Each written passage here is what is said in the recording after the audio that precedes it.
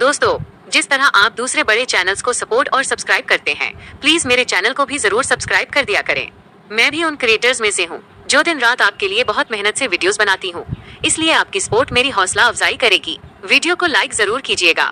कहानी में आगे आप देखेंगे कि रेहान अपनी बेइज्जती का बदला लेने के लिए फिरोज पर गोली चला देता है ताकि शांजे की शादी फिरोज से ना हो सके।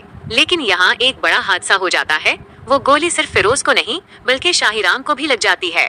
दानिश दोनों को शदीद जख्मी हालत में फौरन इमरजेंसी अस्पताल मुंतकिल करता है।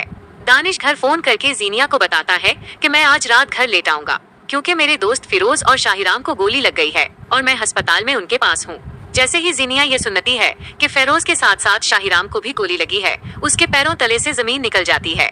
वो पागलों की तरह फौरन अस्पताल पहुंचती है और शाहिराम को खून में लथपथ देखकर फूट फूट कर रोना शुरू कर देती है। जीनिया गुस्से में शांजे पर चीखती है कि ये सब तुम्हारी वजह से हुआ है, लेकिन वही निशात बेगम जीनिया को धक्का देकर कहती है कि तुम मेरे बेटे से दूर हो जाओ, तुम्हारा शाहिराम पर अब कोई हक नहीं है। और अस्पताल का अमला ज़ेनिया को पकड़कर बाहर निकाल देता है। अस्पताल से जलील होकर ज़ेनिया सीधी अपनी माँ के घर पहुँचती है।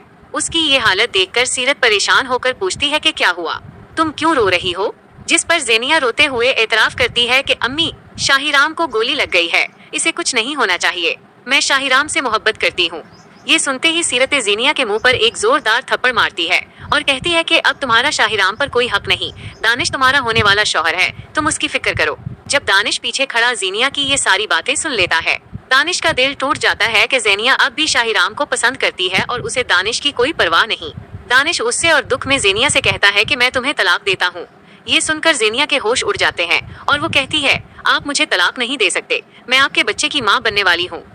दूसरी तरफ अस्पताल में फिरोज की माँ भी शांजे पर बरस पड़ती है और कहती है कि तुम्हारी वजह से मेरे बेटे को गोली लगी है, अगर उसे कुछ हुआ तो मैं तुम्हें जिंदा नहीं छोड़ूंगी।